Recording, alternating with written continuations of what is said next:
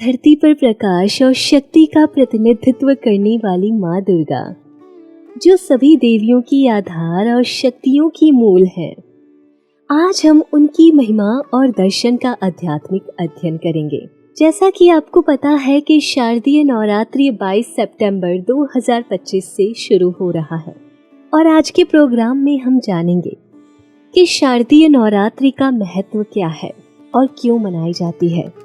तो शुरू करते हैं। देवी सर्वभूतेषु विष्णुमायेति शब्दिता नमस्तस्यै नमस्तस्यै नमस्तस्यै नमो नमः।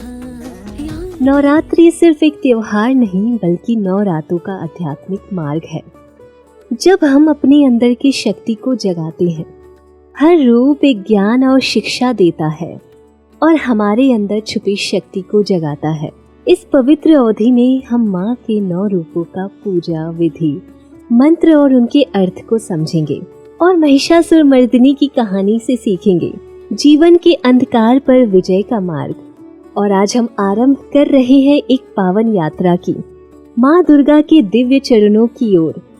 शारदीय नवरात्रि का ये समय केवल त्योहार नहीं है, बल्कि हमारे अंदर छुपी शक्तियों को जगाने, आत्मा को शुद्ध करने और जीवन को अंधकार से दूर करने का अवसर है।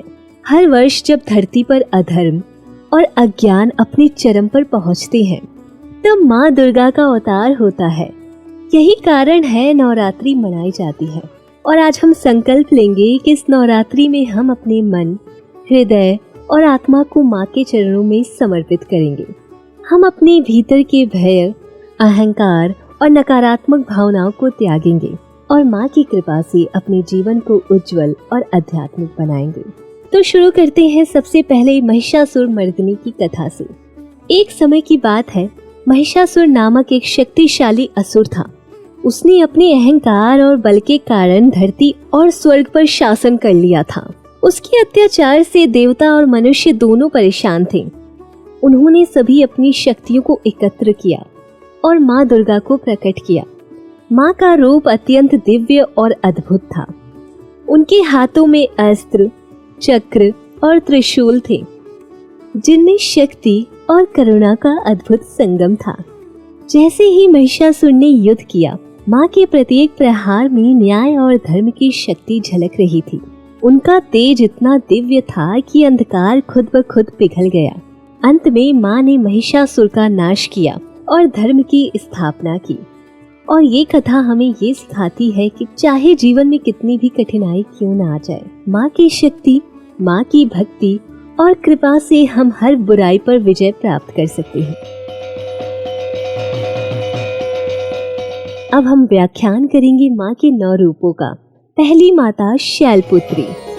प्रथम रात्रि ओम देवी शैलपुत्रै नमः। पहले दिन शैलपुत्री का ध्यान। ये रूप हमें धैर्य और स्थिरता की शिक्षा देता है। पर्वत की स्थिरता की तरह हमारे मन को भी कठिन समय में संतुलित रहना चाहिए। कलश स्थापना, दीपक और फूलों के साथ मंत्र जाप करने से ये ऊर्जा हमारे भीतर प्रवाहित होती है।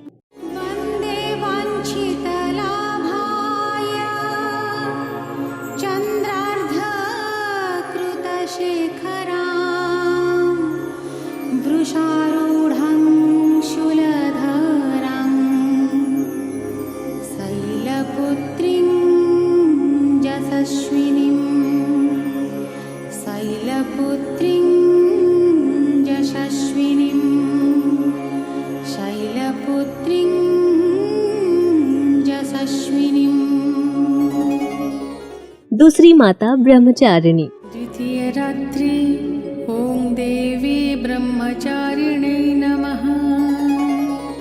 दूसरे दिन माँ ब्रह्मचारिणी का ध्यान करें। ये रूप त्याग और तपस्या का प्रतीक है। संसारिक मोह को त्याग कर आत्मा को सशक्त बनाना ही वास्तविक साधना है। जल कुंभ से स्नान करना, दीपक जलाना और मंत्रों का जाप करना हमें आध्यात्मिक शक्ति से भर देता है।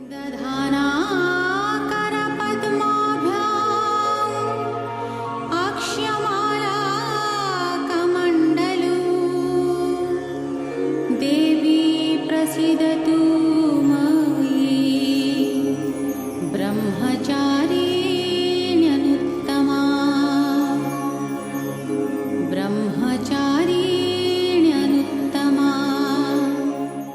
तीसरी माता चंद्रघंटा। तृतीय रात्रि ओम देवी चंद्रघंटायै नमः। साहस और शांति का प्रतीक है माता चंद्रघंटा। उनके ध्यान से भय और अज्ञान के समय साहस और आत्म शांति प्राप्ति होती है। पीले फूल और मंत्र जाप के साथ ध्यान करने से आत्मविश्वास का संचार होता है।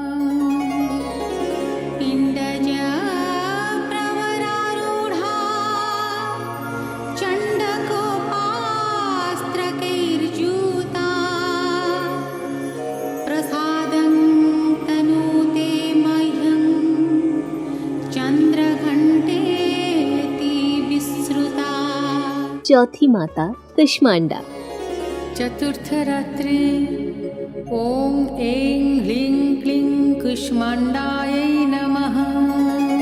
चौथे दिन माता कुष्मांडा की आराधना की जाती है। सृष्टि और ऊर्जा की देवी कहलाने वाली माँ कुष्मांडा, उनके रूप में ब्रह्मांड की रचनात्मक शक्ति और जीवन की ऊर्जा दिखाई देती है। सूरज को अर्घ्य देना और नारंगी फूल अर्पित करना हमारे अंदर ऊर्जा और उत्साह भरता है।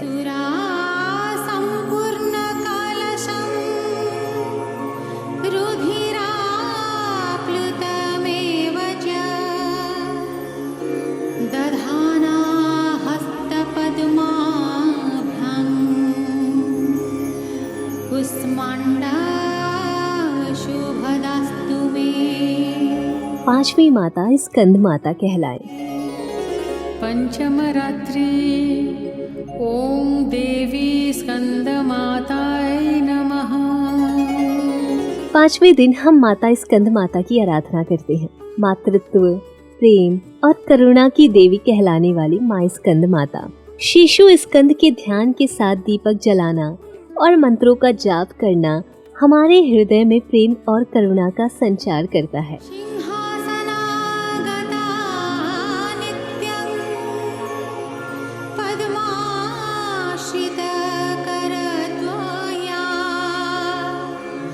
शुभदास्तु सदा देवी स्कंदमाता यशस्विनी। छठी माता कात्यायनी। षष्ठ रात्रि ओम देवी कात्यायनै नमः। छठे दिन माता कात्यायनी की पूजा होती है।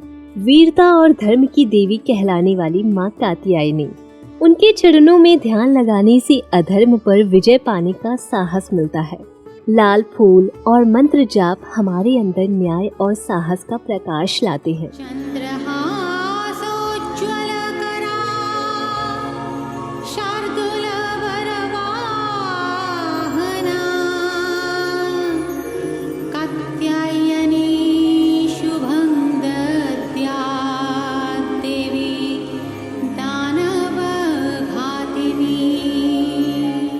सातवीं माता कालरात्रि। सप्तम रात्रि ओम देवी कालरात्रै नमः। अंधकार मिटाने वाली शक्ति, उनके ध्यान से भय और अज्ञान का नाश होता है। काले फूल अर्पित करना और मंत्र जाप करना हमें डर पर विजय प्राप्त पाने की शक्ति देता है।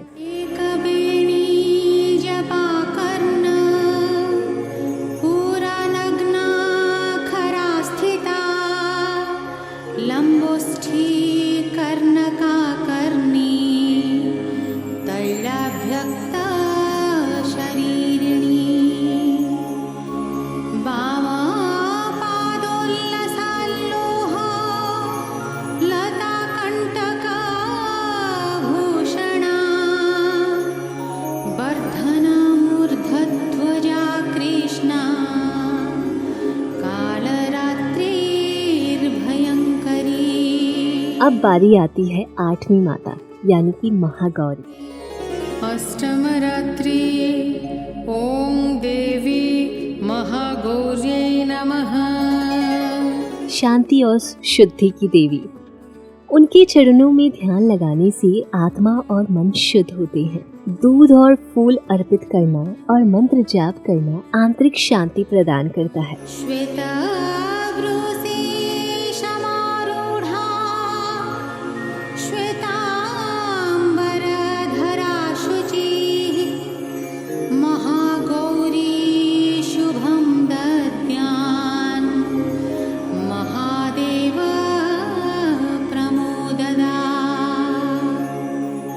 नौवीं माता सिद्धिदात्री। नवमरात्रि ॐ ऐं ह्लीं क्लीं सिद्धिदात्रै नमः। नौवें दिन हम माता सिद्धिदात्री की आराधना करते हैं। ज्ञान और सिद्धि की देवी। उनके चरणों में ध्यान लगाने से जीवन में आध्यात्मिक सफलता और गहन ज्ञान प्राप्त होता है।